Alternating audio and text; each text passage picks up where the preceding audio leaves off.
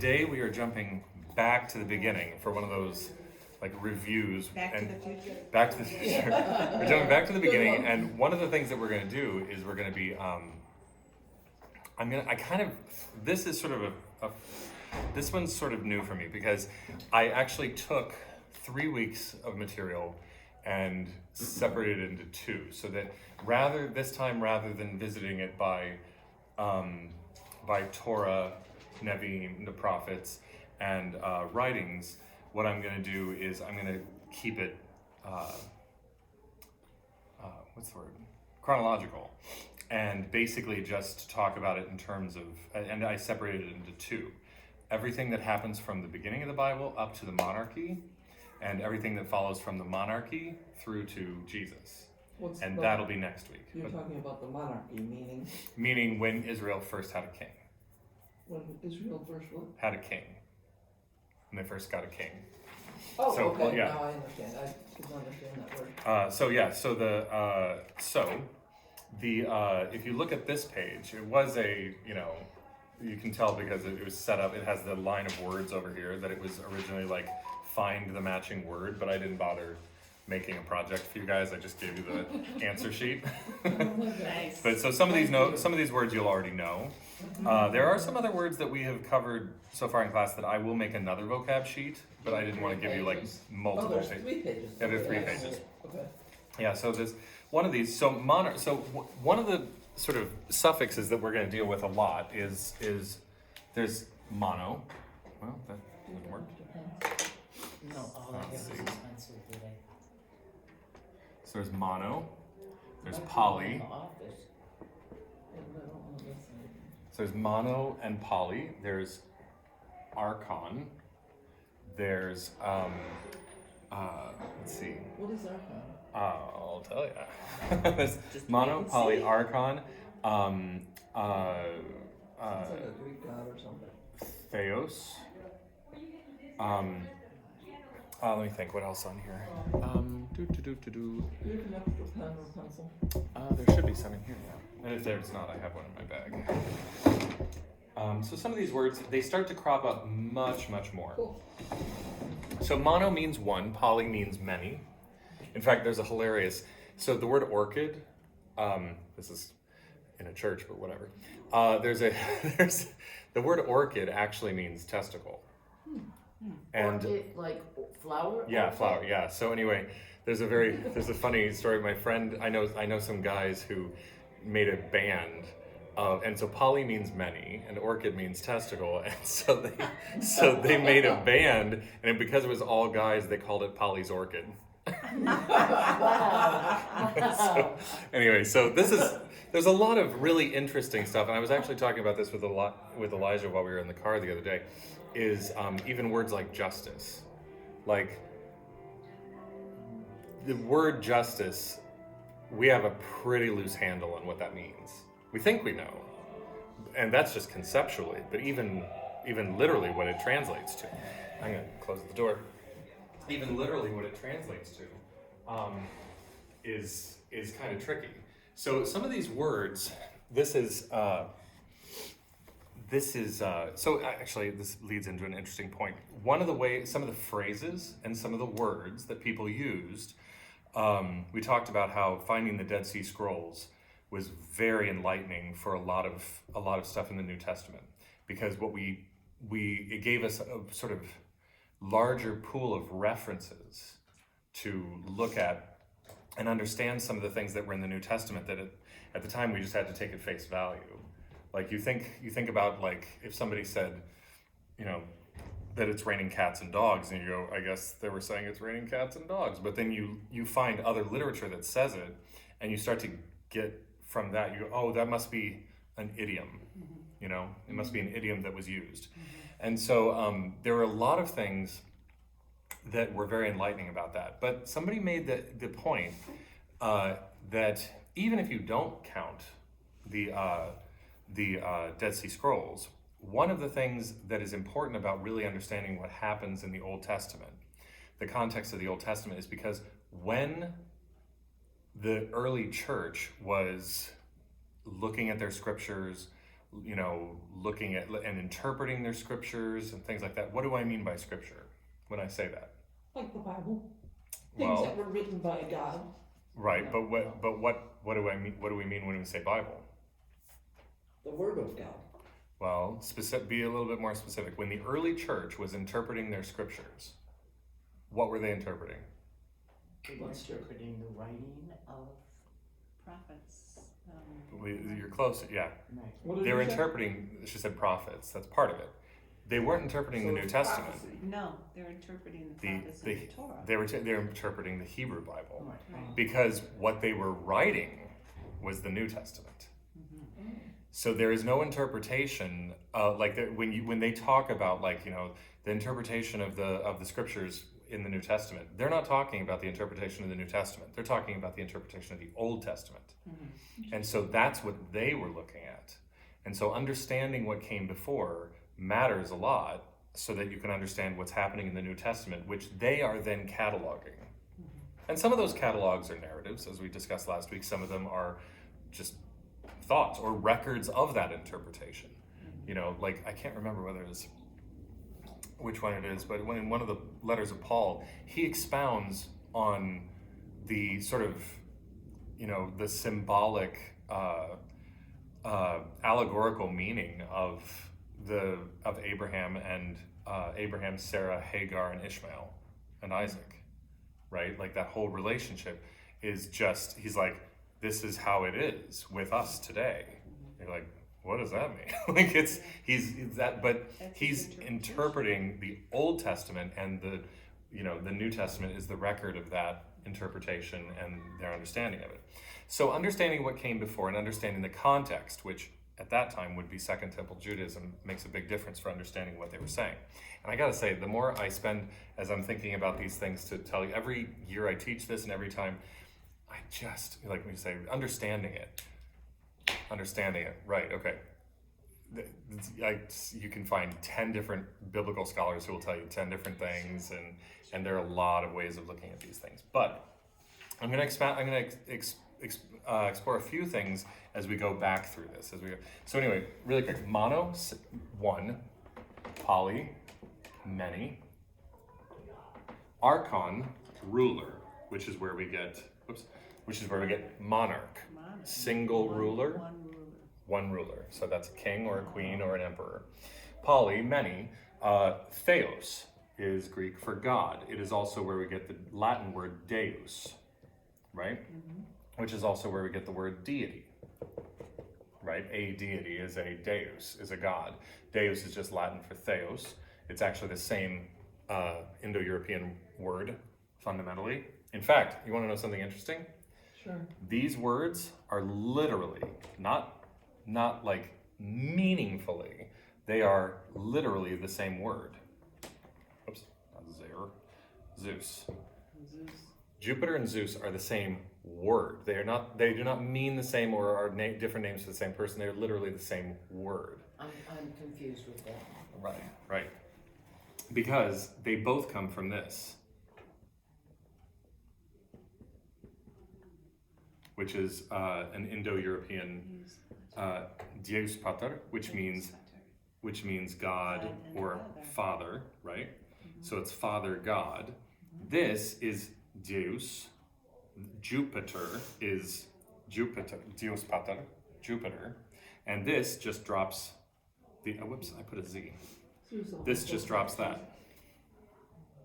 It drops the Pater. It just calls it Deus. But they are literally, it just drops part of this word.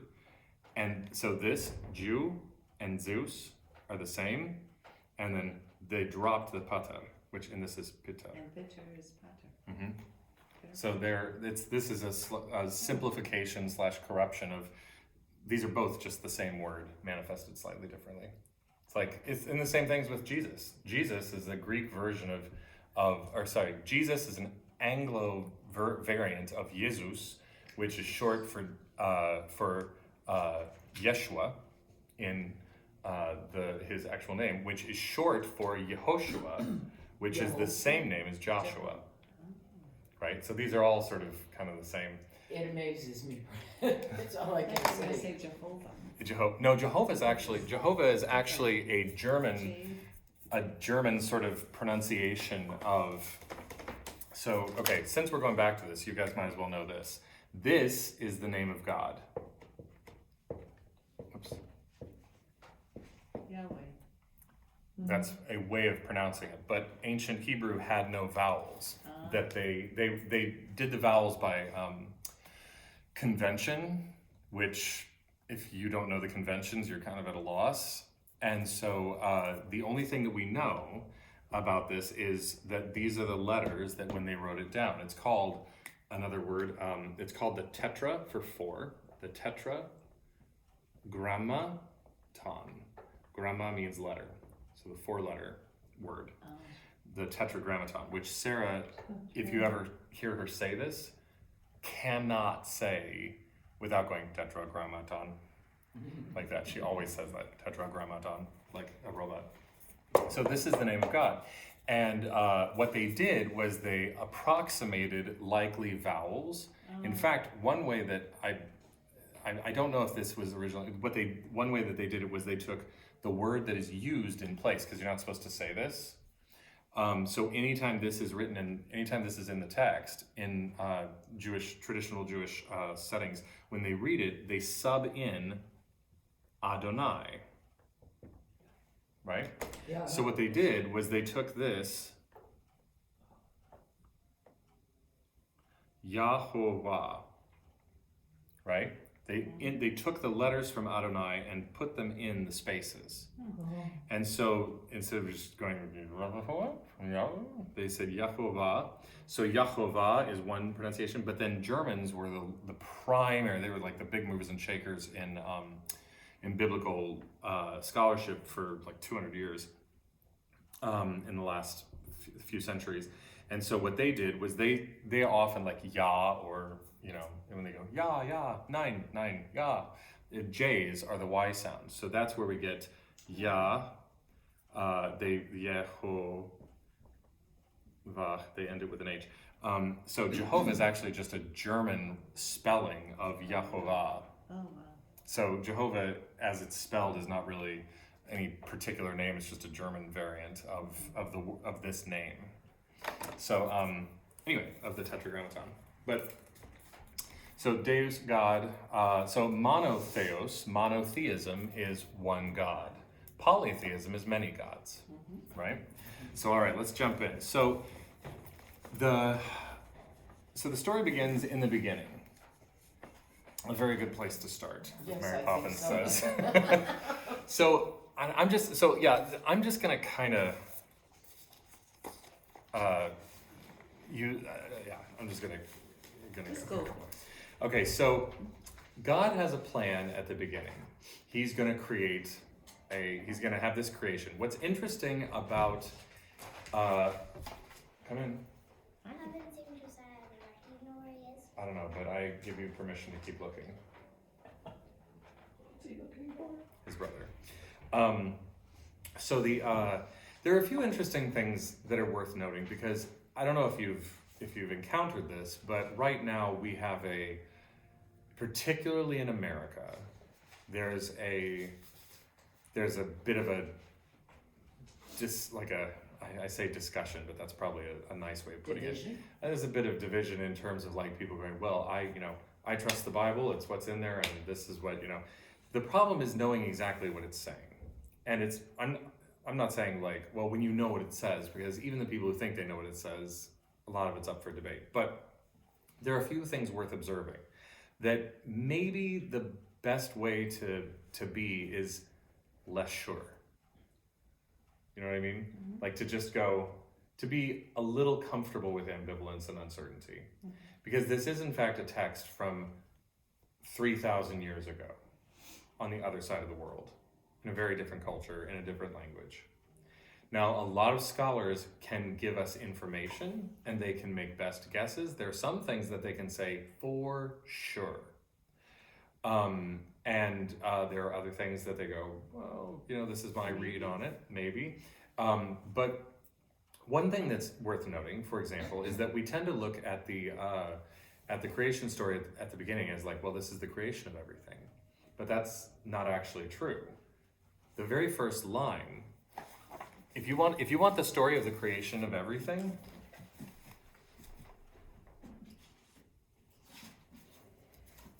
this is what the Bible gives us.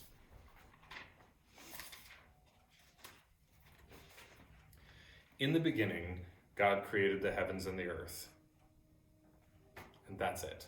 That's all we get. That's the only thing that we get in terms of the creation of the cosmos, in terms of the creation of everything. That this idea of God, what's called ex nihilo.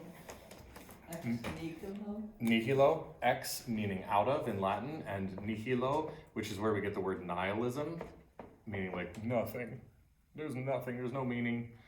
Whoops, I'm starting to spell nihilism. Ex nihilo, which is where, like I said, nihilism. Ex nihilo means out of or from nothing.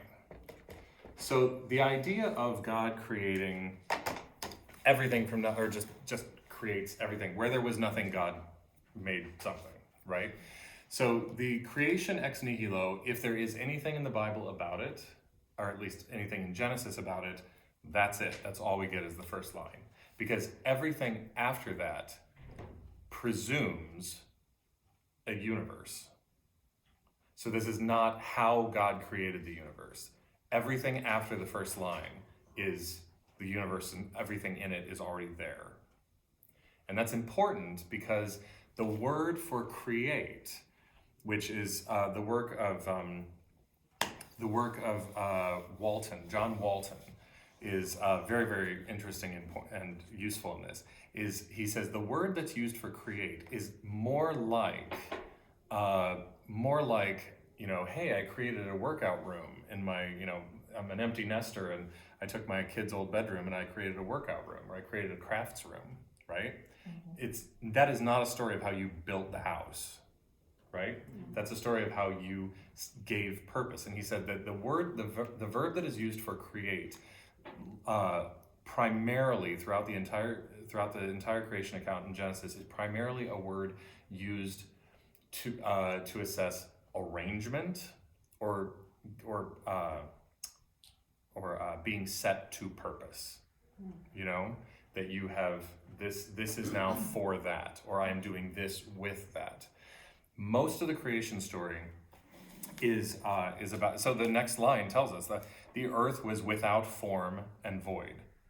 But he doesn't say, so he created the earth. It just says the earth, it's already there, right? It was without form and void, and darkness was on the face of it. Darkness, water, and things of that sort are largely associated with chaos. And this gets back to the idea of setting things to purpose. The opposite of chaos is purpose, order, and meaning, right? Okay, I've got a question. Yeah. Does that include the nebulas and the holes and all the things in the outer?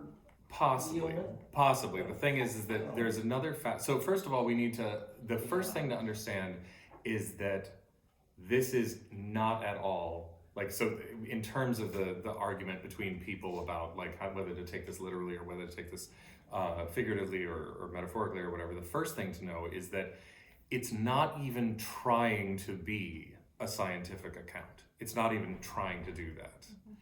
The other thing that is worth observing in this is that it's basically an account of how God gave some order to the universe. It's not how the universe came to be. It's how God had an idea of something that he wanted. The other thing that we need to understand is that there are many cases where a person will tell you relevant, perfectly true information, but it will be couched in their understanding, right? How many times have you heard somebody tell you what their doctor told them and you know for sure that is not exactly the way that the thing works, but they do have 3 or 4 bits things. and pieces of correct information. Exactly. It's nested in a really incomplete understanding of how the whole thing works. Right. Exactly. There is very clear evidence when you compare the creation stories across the Near East that what they are describing in this is a very common, shared, cosmological picture, right? You mean amongst other religions? Amongst other cultures. Amongst other cultures. Yeah, and their religions, but yeah. So cosmological meaning to do with the cosmos, to do with the universe. Okay, So the outer limits. It's just everything, and yeah, all this. Yeah. So, and it was largely that there's like chaos up here, chaos all over the place. It's just, and then God, and this is interesting because when we found the Enuma Elish, which is a creation story from Babylon, we see incredible similarities across them. However, and some people say that then the Bible copied it or whatever. The thing is that if you have enough shared cultural material between you, that's like saying, because I sang, O Come, Emmanuel in church today, that we copied another church. Yeah. You know what I mean? Can you spell that word what you just said? Numo Elish. Enuma Elish, yeah. The Enuma Elish is a Babylonian creation story. It has more gods, but that's one reason that some people think that the creation story in the Bible is actually something like what's that word when you write something that kind of is supposed to be a takedown of other things? It's what is that word? It's a what kind of creation? It's a Babylonian, from Babylon. It'll come to me. Anyway, that in fact they're trying to say something. They're taking a shared story and going, actually, one God did all that, not like a bunch of gods, and this is actually, they're making theological statements in an otherwise shared story. That's one, I think, fairly dominant view. But anyway, the idea is that there's chaos all around. There are waters, represented by waters. And what's interesting in the Enuma Elish, it's a dragon, which is also representative of waters. Water serpents, water dragons. And when the first thing God does to help this chaos is that there's chaos here, and he separates the waters. There's a firmament that holds back. You notice it's blue up there, because that's all water, right? And the firmament keeps the chaos up here, and it keeps this water separated, and then he brings up dry land, which is separate from the chaotic waters. And this is a space in which life can inhabit. Now beneath this is Sheol, which we talked about as a resting place for the dead, and the heavens are all up here, sort of peeking through, and that's where we get stars. Now this is sort of loose, and I'm sure that there are aspects So of the firmament was water? the firmament held back the water. Held back the water? Yeah. Oh, okay. What's interesting is that the Enuma Elish, when they talk about, so Tiamat is the dragon, and Tiamat is the At is feminine. This is just an interesting point that I learned not long ago. The Tiamat, when Marduk, who is the god who takes upon the challenge of basically doing this, of defeating the dragon of chaos, he blows into her mouth. And how does God do all of this? Is his spirit hovers over the waters, and his spirit does all of this, which is all very inspiratory, respiratory words: blowing, air, wind, breath, things like that. Marduk splits the dragon and takes the first half of the dragon and pushes it up and settles the lower half of the dragon down, and that's how it becomes stable. God splits the chaos, raises a firmament up here, and stabilizes down here. And the word for the chaos that is used in the Hebrew is tehom, which minus the feminine ending at, te'am. Te'am, like this, te or te'am, is the same word. So this is a very clear shared sort of story, and a very similar cosmic picture of just, well, we all know that, the whatever up there that's water, and this is shared story. So the question is, And as we go further along when we're talking about these things, the question is, what kind of story are we hearing? Are we hearing, this is not a science book, nor is it intended to be, but it is intended to tell us something that they felt was true, right?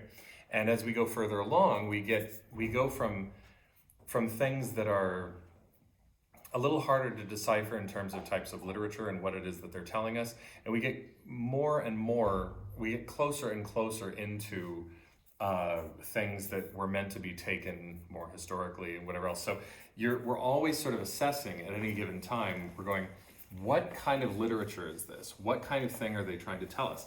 Another interesting point that that John Walton makes is that the 7-day procedure is something that any person who was reading at the time would have known what that was a reference to, because the 7 days was A week. 7 days was the dedication, the length of time for a dedication of a temple. And Eden is a temple. Eden is a temple. Notice it's not the garden named Eden, it's the Garden of Eden. Temples had gardens.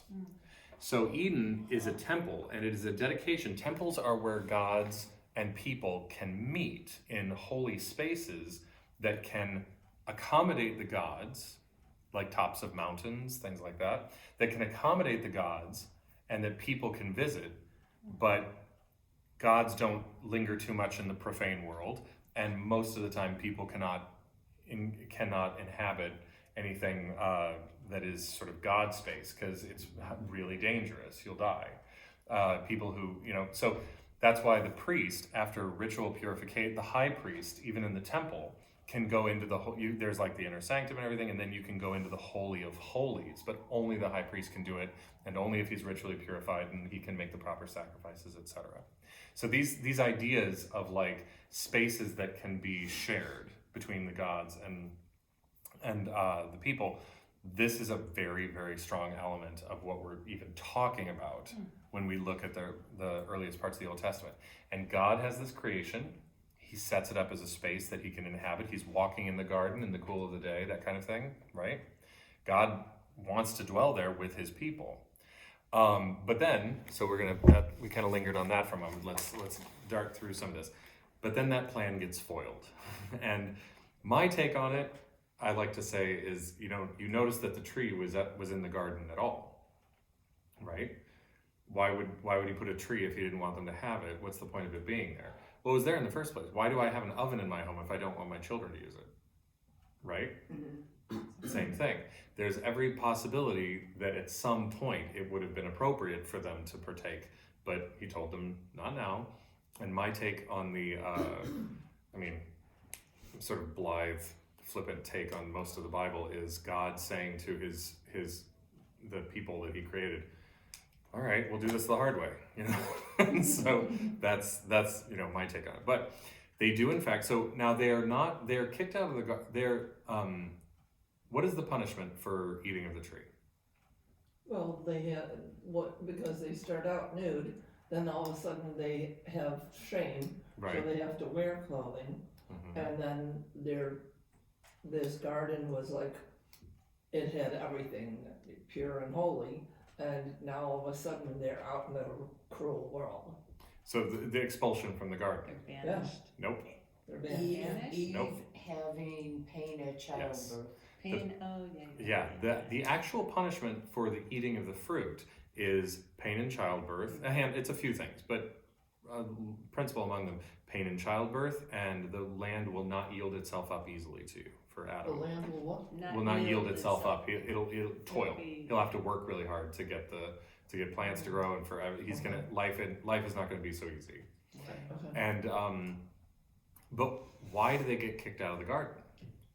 Because they eat the fruit. Nope. Because they disobeyed God. Nope.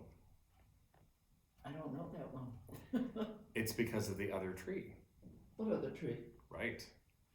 People don't talk about this very much. There are 2 trees in the garden. Well, there are more than that, but there are 2 principal trees. There is the tree of the knowledge of good and evil, which that's the punishment for, is the life is going to be harder now, right? They eat of the tree of the knowledge of good and evil. but they are kicked out of the garden because, and God says in plural, says, now that they have become like one of us, plural, which is interesting because God in the garden speaks of himself in plural. Most people take that to mean a Father, Son, reference and Holy Ghost. to the Trinity, but that, remember, this is a Jewish text, Yes. or actually an ancient Israelite text. That's not they do not have that Christian idea necessarily. It's far more likely that God is actually referring to spiritual beings, himself and his what you call, like we talk about the Lord of Hosts, Yeah. angels and whatever.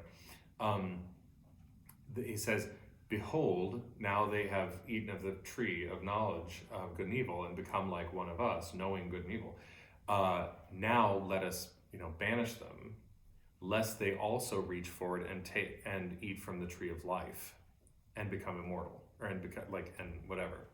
Oh, so they are talking about And I've two heard of trees. the tree of life. and Yeah. I mean, The tree of wow. life, they are kicked out to keep them from being in their present circumstances, which is their, now like kind of fractured Right. creatures.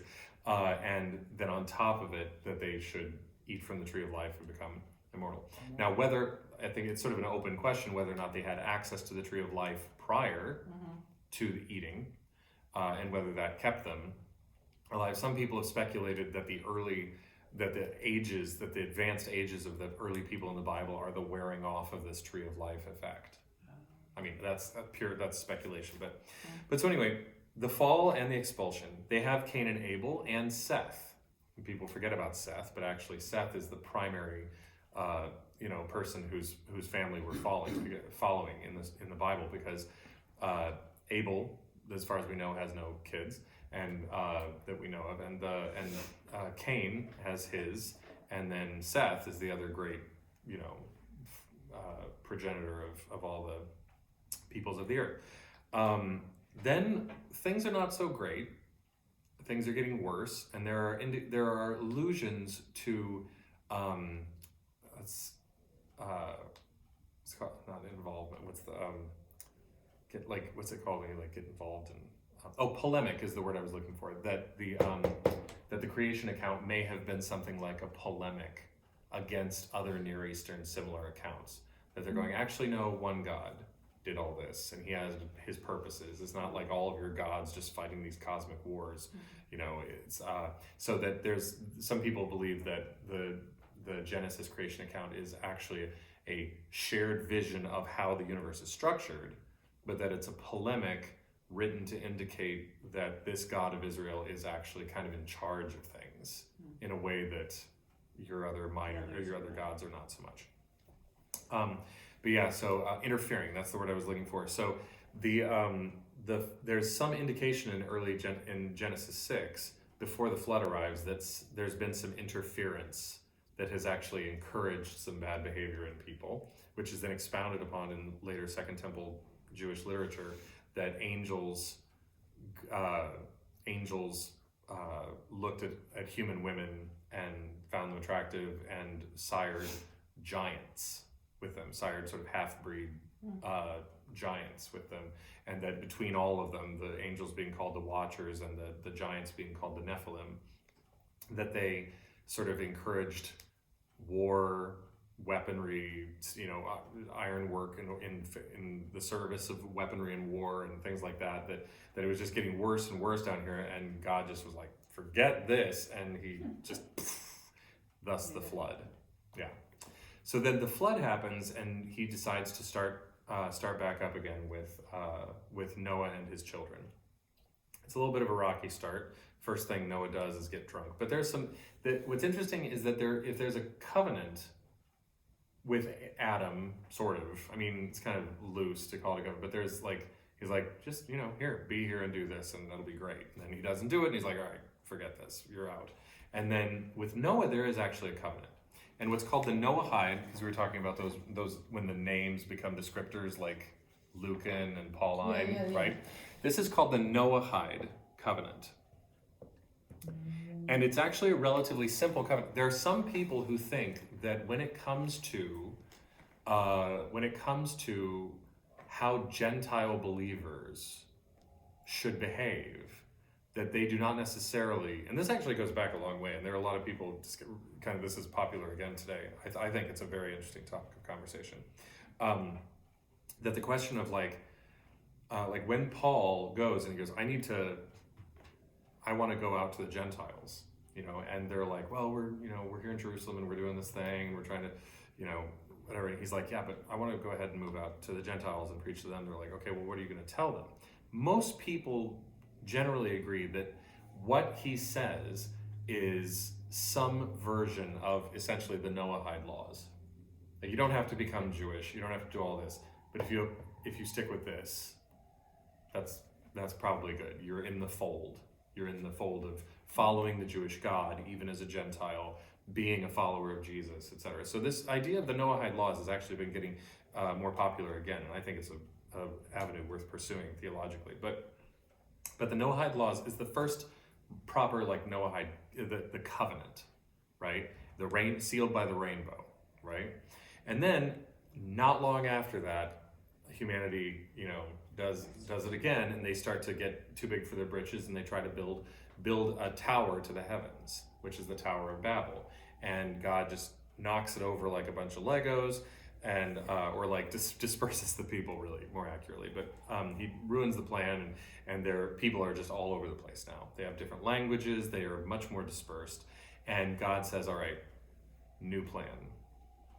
This is getting way bigger, and this is all everybody's spread out, and I'm gonna take this guy and I'm gonna start a people, and this is his plan with Abraham and it's basically a plan to sort of save humanity through Abraham and his people, and they will be a people dedicated to God. They will be a people who will act as a priestly nation among the rest of the people. This is the time of the patriarchs and the matriarchs. Not a lot happens in the story of Isaac, but Abraham, he has Isaac. You remember some of the stories about Abraham and Sarah were too old to conceive, and there's the near sacrifice of Isaac, which incidentally, a lot of people are like, would you want to talk a God who did, who told him to sacrifice their kid? Interestingly, it was not that rare. So the fact that he didn't have him sacrifice Isaac, or that he said, this is not a thing we're going to do, but clearly you're serious about that, you're following this. This child sacrifice was not that uncommon. There are even references I think I mentioned a few weeks ago that when Jesus talks, one of the words that's usually described as hell is not a other location. It's a valley outside of Jerusalem.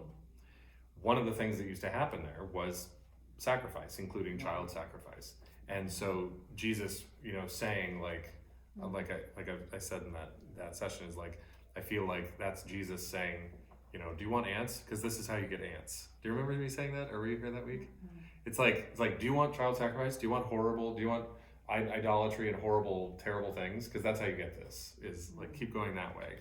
And we always say, do you want to go to hell and burn? But that's not the word he used. He's talking about over there, that just beyond those hills.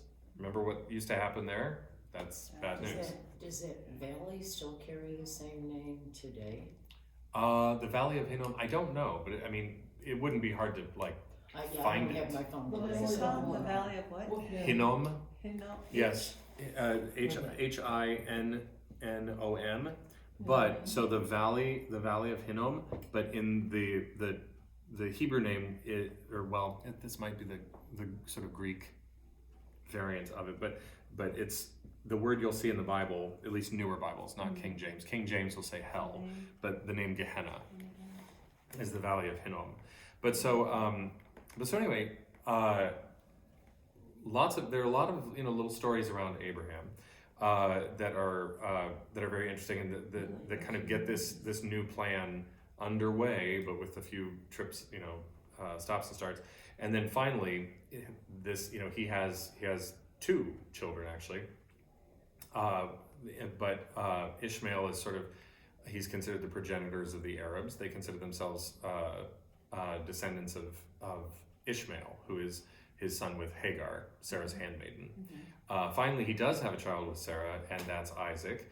Isaac's children, Jacob and Esau, they're twins, and they kind of represent two neighboring peoples who often didn't get along. But Jacob has this encounter, you may remember from readings this year, that he wrestles with an angel all night. Remember that story? He wrestles with an angel all night, and the angel renames him Israel. And his 12 children, 13 children, but 12 boys, become the 12 tribes of Israel. So it was Jacob and who? Jacob and his brother Esau. Esau becomes the progenitor of the people of Edom, who are often rivals for the Israelites. But so now I'm going to burn through this really quick. One of those 12 children was annoying to his brothers, and they sold him into slavery. That was Joseph. Joseph ends up in Egypt ahead of his family, because they will later come into Egypt during a famine. And because everybody's struggling, they're like, well, Egypt seems to be doing okay. Maybe we could go ask them for some help. This is how the Exodus even comes to be, because they go into Egypt in the first place. Joseph has done well for himself, and when they arrive, he goes, oh, and they think I'm dead. And so he plays a trick on them to get a little vengeance, but ultimately they're reconciled, and he sets them up nicely in Egypt.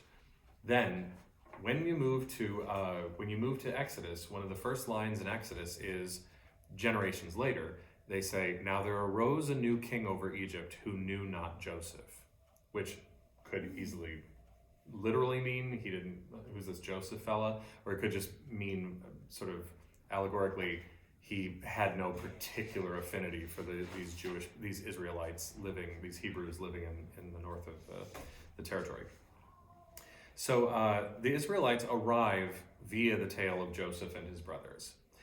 Then they are enslaved by this king who doesn't particularly care for them, and they have this period of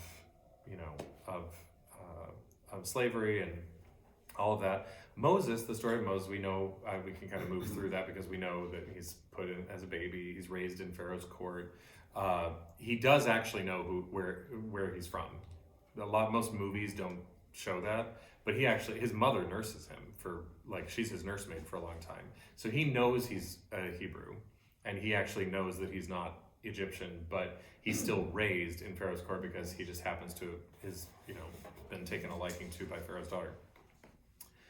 So Moses has this encounter after he kills an Egyptian guard, or I think it's a guard, he kills somebody, he has to flee, and he ends up in Midian, which, as I pointed out a few weeks ago, is interesting because Midian is one of the children that Abraham has with his second wife, who nobody talks about. After Sarah dies, he remarries and has 6 boys. One of those children is Midian, and he apparently has descendants down in northern Saudi Arabia. And when Moses flees Egypt, he ends up in Midian and marries a Midianite, or he marries the daughter of Jethro, a priest of Midian, and he encounters God on a mountain. And he's the last person, because Adam would have encountered Jesus, or would have encountered God in the garden face to face. Abraham ate with him in the tent, ate with God. But Moses is the last person to even kind of see God face to face. God says, you can't, he's like, will you show me yourself? And he's like, you can't handle this. And so he says, I'll tell you what, I will pass by you, and when I've passed by you, you can turn and see me from behind and get a glimpse. And so he does, and when he comes down from the mountain, he has changed, and he actually, it's described, the way it's described, it sounds like a sunburn, but it's, whether you would picture it as a halo or something, but he looks different. And in fact, the word is the word that is translated as like a halo or like a crown or corno is very similar to the word for horns. And so this is actually the description of Moses when he comes down the mountain, is where that old gross is it not stereotype, but like that old gross picture of Jewish people having horns comes from. Never heard of that. I never heard that. Oh, you haven't? Never did. Yeah, they were all, people would say they have horns, like they have little horns. And you'll still see pictures of Moses, paintings of Moses that have little horns, because the word is kind of a dual purpose word. It can mean like halo or crown or whatever, but corno also means horns. It's where we get cornucopia, the horn of plenty. Now, see, when I think of the horns, I think of Pan. Pan. Yeah. Pan. Yeah, but you'll see their famous paintings of Moses, and he has little horns.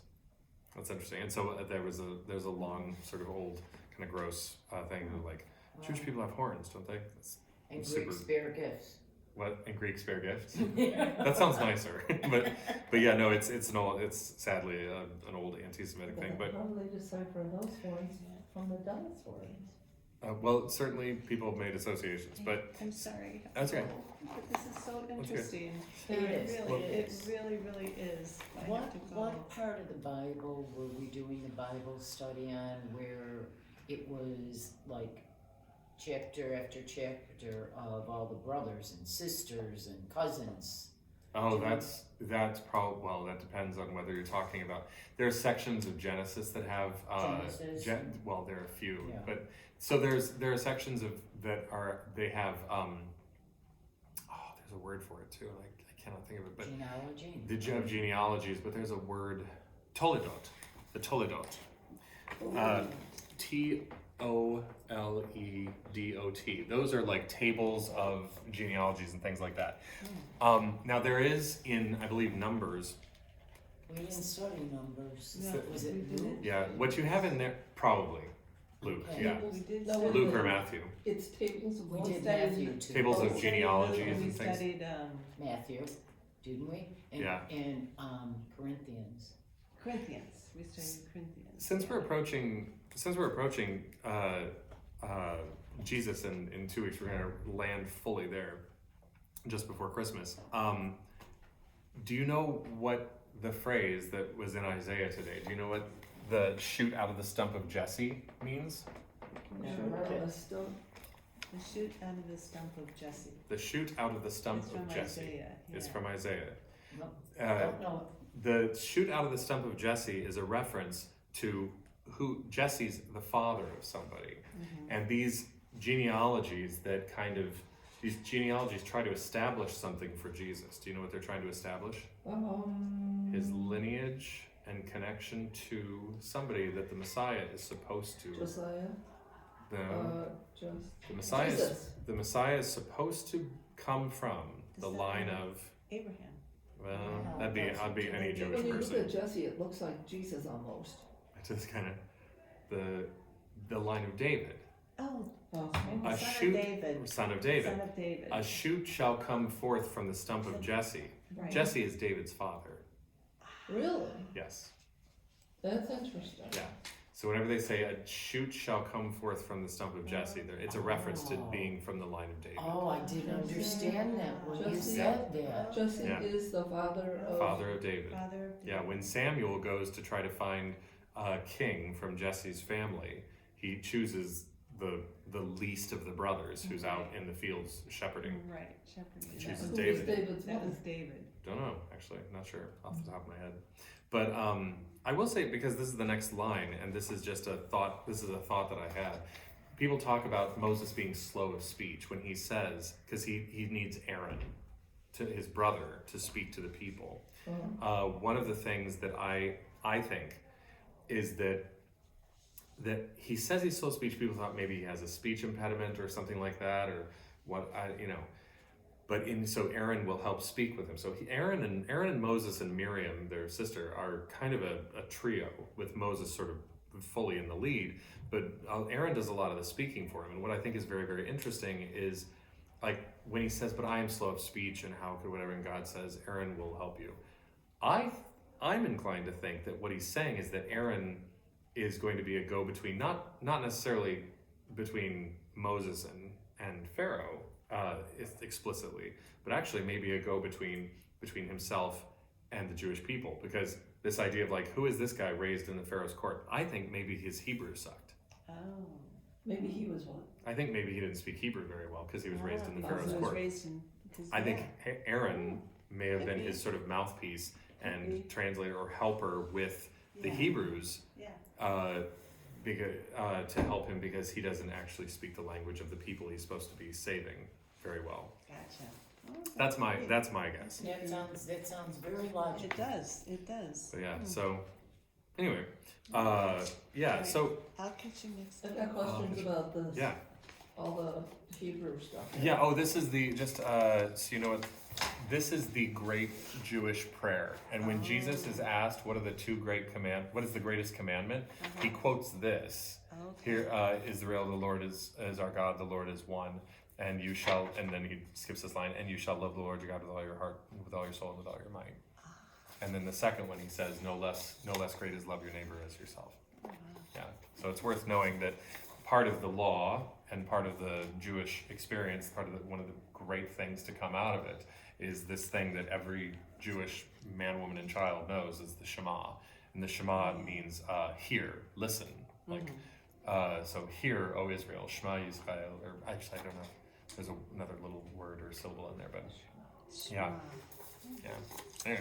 Thank It's you. interesting how you wrote it in Jewish and then you. Well, I didn't write it. I copied and pasted it. So Also- don't give me too much credit. And All right, also everybody is- look at me. Have a So- nice week. It So looks like the second line is like how to say it. Shema is something Adonai. Israel Adonai Eloheinu Adonai Echad. Adonai. Yeah, Yeah. yeah. Here So you is see the- Adonai, Huh? Adonai there, right? Yeah. it's, Adonai is Lord, Yeah, right. right? Is Lord. And they would say anytime. Yeah. Anyway, because I already covered that. So let's. Yeah, we can actually. Well, I do kind of want to. Let me just burn through this really quick. So he takes them out. He takes them out of the land from Egypt, and they cross the Red Sea, which actually is more accurately. We don't really know where that happened. It's also called the Reed Sea. It's more accurately called the Reed Sea, I should say. Red and Yeah, right Red there. Sea across. Reed Sea.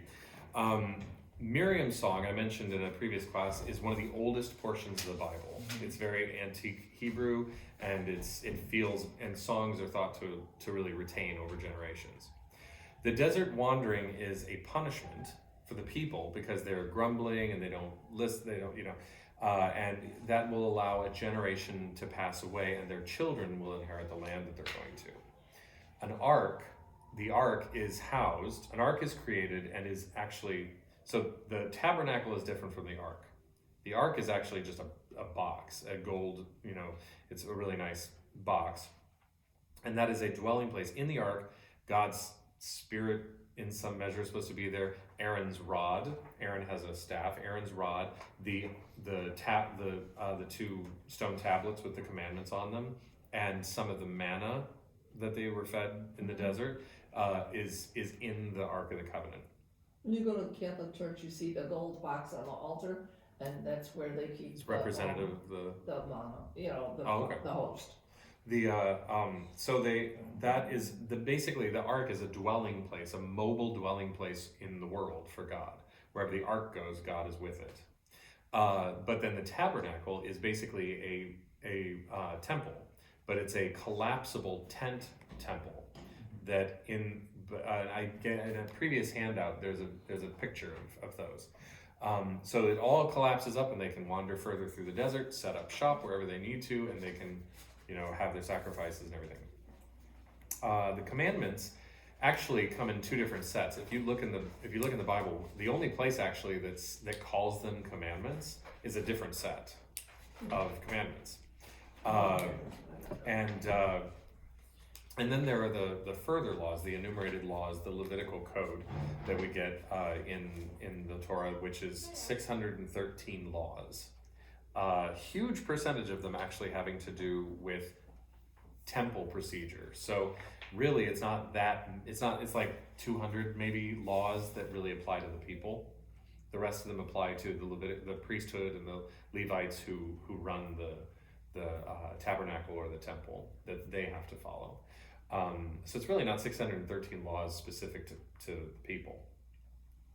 But then they have the golden calf incident, where Moses is gone for kind of a long time, and they start to go, well, what's going on? And they revert to an idolatry of a particular god, a golden calf, and then Moses comes down and says, okay, look, who's in this for real?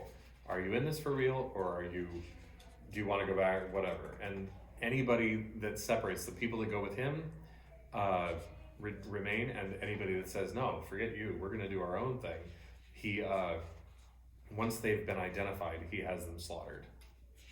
So it's pretty bloody. But then they continue on. Moses passes away, and they prepare for conquest of Canaan under Joshua. And the law, when they're in the land, the law gives them an identity that is distinct from people who are really not that different from them. You know, the other Semitic peoples in Canaan are near cousins or closer in many respects. In fact, historically, they're negligibly different at all. But having this shared culture under this Mosaic law gives them an identity that is distinct from their neighboring peoples. The land then, Joshua and the judges, the tribes settle, usually through military conquest. The land is apportioned to the 12 tribes, with the Levites actually living among them as their priests. Let's see here. And after, and it basically, the summary of the last few points is that outside threat makes the people wish that they had a more united, could put up a more united front against outside threat. They say, everybody else has a king, why can't we have a king? And so so I was just saying that once they're in the land, once Joshua leads them into the land out of the desert, they settle in tribes, in 12 tribes, and the Levites act as priests for them. But the summary of the last few lines, as I was saying, is that basically it's outside threat. Judges lead the tribes, individual judges lead individual tribes, but outside threat basically makes them ask, can you please give us a king? We want a king. Everybody else has a king. We would like a king. We would like to be a more united force against other people who might threaten us. So how do they determine who's going to be king? Well, the last of the judges says, and it's worth reading. It really is worth reading, And this because is in this is Judges? in Samuel. This is in Samuel, Book of Samuel. The last of the judges is Samuel. He becomes the first of the prophets. But once the monarchy is established, but he goes to God and says they want a king, and he tells them, he's like, God does not want you to have a king. God wants you to. This is how you're supposed to be. And so he goes to God, and God says, I was supposed to be their king, but clearly that's not good enough for them. So fine, but warn them. And then this passage where he talks about a king is going to do this. A king is going to do this. I mean, it's kind of like a libertarian's like gleeful to be like, yeah, right. Like any libertarian at heart would be like, oh, yeah, this is so right, because he basically says, you know, a king will take your best young men. He'll take the best of your the best of your goods, the best of your whatever. He'll take your taxes. He'll take your blah blah blah, and you know, it's one less bit of freedom, one less bit of But fine, you want a king, Samuel all right. became the first of. He became the first of the prophets, but he anoints the first king. Samuel anoints the first king, Saul. Excellent. Okay. And when Saul falls out of favor, Samuel is still alive, and he anoints David, directed by God to anoint David instead, because Saul falls out of favor. But Saul, I think, is not given enough credit. There are strong signs in the there are strong signs throughout the Old Testament that David's story is heavily laden with propaganda to make David seem like, ooh, yay.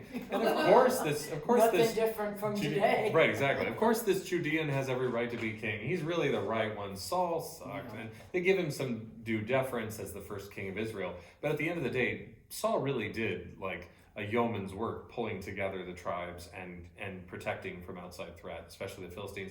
And whatever else he did wrong, David did not do that much better with regard to moral authority, and a lot of what we see. In fact, we see David. I mean, it's clear. I think you'd be hard pressed to convince many scholars that it's not obvious propaganda, because when we find David being prepared to be crowned king, he's working for the enemy.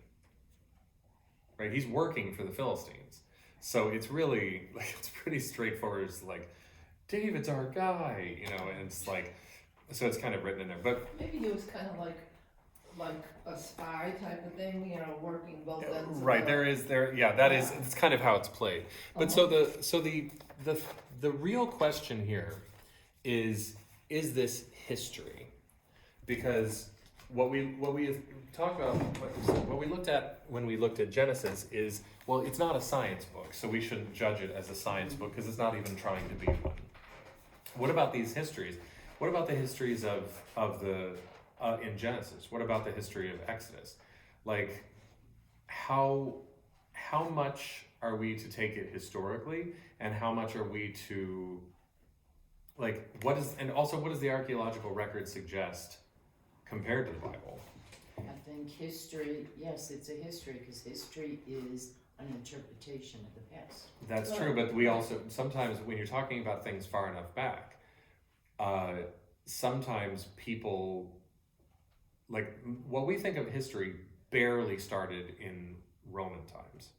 That was barely starting then. And so when we look back, the further back we go, the more we find all sorts of exaggeration, the more we find all sorts of variation. And so one of the things that is worth, and I may dive into this just a little bit. So, for example, one thing that we can tell is that the numbers of people that were supposed to come out of the Exodus, come out of Egypt and wander in the desert, it's almost impossible. It's just about impossible, because that number of people would have left some trace in an otherwise barren place. There would be pottery, there would be bones of, you know, animal, but there's nothing there. We're still discovering stuff. That's you know, true. in the tombs. But here's what we do know is that there were people who went into and came out of Egypt that were Semitic peoples. That were what? Semitic. They were, well, the word Semitic comes from Shem, one of the sons of Noah. So they're Shemites. But the Hebrews are Semitic peoples. The Canaanites are Semitic peoples. But so we do know that there were groups of Semites that went back and forth between the more Semitic regions that we associate with the Hebrews and the Moabites and the Phoenicians and Egypt, and not always happily. And so what's one strong theory, I personally believe it, is that, but the other thing that we know is that the early Israelites that were in the land, all evidence suggests that they were there in the land already, that they were in fact Canaanites. So it wasn't Canaanites and Israelites, it was all Canaanites. And that in fact what happened is that during what's called the Bronze Age collapse, the Canaanites who were kind of in charge were just, everything just went very, very badly. But the lower class Canaanites kind of made their way into the hill territories further inland. And those are precisely the people that we see cropping up that become known as Israelites, writing in Paleo-Hebrew, which Paleo-Hebrew is almost indistinguishable from Canaanite writing anyway. It's basically the same language. So what it looks like is that the Israelites not only were not in Egypt, and nor did they come out of Egypt, but were themselves Canaanites. And that during the Bronze Age collapse, a division in society happened, and these people began to identify themselves as a distinguishable people. Their language began to change a little bit, their customs, and one of the reasons that there may have been this distinction between their gods are all the same gods, like El and all these we talked about El versus Yahweh.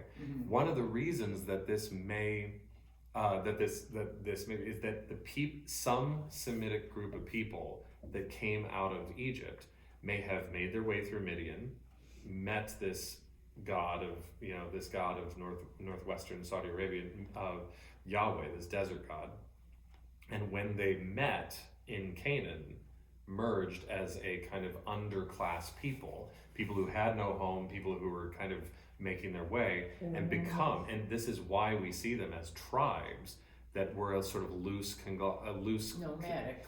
well, Yeah, not so they were much. nomads. They were more just established by wandering. then. But that what we're seeing when we look at the tribes of Israel are not all 12 tribes came out of Egypt. That many of them may have already been in the land. Maybe some of them did come out. Maybe some of them settled in the territories, and that gradually this loose group of people began to become more tightly knit and tell their shared stories. So when this group of people came out of Egypt, generations later, it's when we came out of Egypt. Mhm. You know what I mean? And what's interesting, one scholar pointed out, he said, if you look at the people, at like all of these tribes in the land, they're all just basically Semitic people from that territory. They're, you know, generations back, almost indiscernible from other Canaanites. But if you look at the Levites all have Egyptian names. Are there still Levites out there somewhere? Oh yeah, anybody with the last name Cohen or Levy Yeah.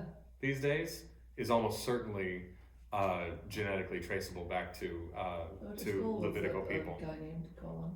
Yeah, they're part of a priestly class.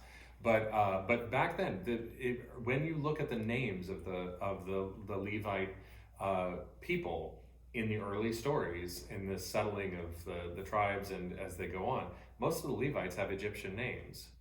So it's entirely possible. This guy thinks, I think it's a perfectly reasonable hypothesis, that a group of people came out of Egypt with Egyptian names and some customs and had some theological ideas about God. And when he came up, they made their way into the land and had a big influence on it. And that's where you know he thinks it was the Levites that did that.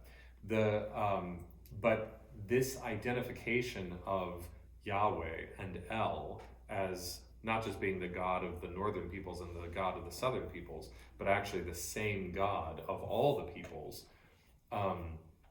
This idea that like a people formed, you know. So El was the northern god. El was the northern, yeah, which is where we still get words like El Elyon, El Shaddai, El, you know, all these. El is the name, and the word Elohim is plural, but sometimes you'll see it used singularly for God as well. And then Elohim Yahweh is the now god. Yahweh is the southern. Well, they're both. I mean, they both. You know, Right, okay. they both words so far, but yeah, it's a very interesting. The historical picture is one that looks more like, and so there are one other example is that it's entirely possible that like Abraham was kind of a northern character of their folklore, and that Isaac may have been somewhere in the middle. Maybe you know. All of that Jacob may have been somebody who was more associated as in the folklore of this, and that gradually their stories merge into them not just being heroes of our past or like a progenitor of ours, but you know they were actually all related. Isaac is Abraham's son. Now this is again, these are mostly hypotheses, but at the end of the day, what we know is that the picture is starting to look more like early Israel is a group of people who came together rather than had quite the shared story that is, but when they write it down, they say this is our story, and that shouldn't be taken lightly. I mean, the threads of you know this tribe's past is in their story. The threads of this tribe's past are in their story, and they're weaving it into a common. And they probably intermarried to So become then- one then. Sure, yeah. I mean, So but then yeah. is the answer to the question. The answer to the question of What is it question? historical is. What's the question? Is it historical? The question, my own personal take on it is that as you go along, the picture gets more historical. But that what we have in many cases is what's sometimes referred to as proto-history or mytho-historic writing. Okay. And that doesn't, and it just becomes, so working backwards, what you find is that it just becomes a little bit harder to assess exactly how accurate the picture is of certain relationships, certain occurrences, and things like that. And people will have different takes on it. Right. Are And there- that's the perception. And that's a perception. But the thing is that there are two aspects of it. We shouldn't assume that because it's early or that because it has fanciful aspects, that it's just fiction. Because it's entirely possible that some fact is nested in it. Correct. We also shouldn't assume that we should also remember that this is the story that they were trying to tell about themselves. And when you want to understand a person, like if you were listening to somebody and you thought they were a little grand, you'd still learn something about how they thought about themselves by listening to them tell that story, even if you don't think it about them. Right. You know what I mean? Right. Mm-hmm. So we might look at stories that are heavily either fanciful or or unlikely, but we still learn something about how not even like Jewish people today, but even how the people who wrote it down thought about the Jewish people of their time. This is who we are, and that's there's information to be gained no matter what. I have one question. Yeah. When we had our Bible classes, there's a lot of numbers in the Bible that I was unaware of. Having significance, you mean? Yeah, and it seems like the numbers, like even the numbers that you said, 613 laws, 7 days to creation. Right. They're all 40 is a big one. Okay, they are not. Oh God, I forgot the word I wanted to use. Oh, they're odd numbers. 40 is not. 40's not. Yeah. Okay, but is there numbers that show up more often than? Yeah, there are numbers that show up more often, depending on how the significance of numbers is both. Are you talking about numbers in the readings in the book of Bible? Not in the book of Numbers, but just the way that numbers are used. Okay. Numbers are used. Yeah, numbers are used in very interesting ways. I don't know a ton about it myself, but the thing is that they have one way that they're used as illusions. If you want to point out that something is significant, you make it last the same length of time as another well-known story. Okay. Right? Yeah. What's that? Okay. You want to say that so and so 40 days and nights it rained, right? Jesus endures temptation in the desert 40 days, right? These are difficult times, right? Okay. They wander in the desert in the Exodus 40 years, right? These are things that sometimes when they're writing, who knows exactly how many, but once a number is set and it's a prominent story, you'll see that number show up in other circumstances. Okay. The other thing is that things do. Sometimes it's just nice numbers. I can't remember whether it was 7 or another number, but somebody was saying that because this was just a nice, complete sort of number. It was just felt that way. You know what I mean? 9 seems like it was the number. That's can't what remember, comes to my head. And I know in China 9's a good number. Oh, is it? It Well, is. yeah. Well, so these things do then because there are numeric equivalences for the Hebrew alphabet.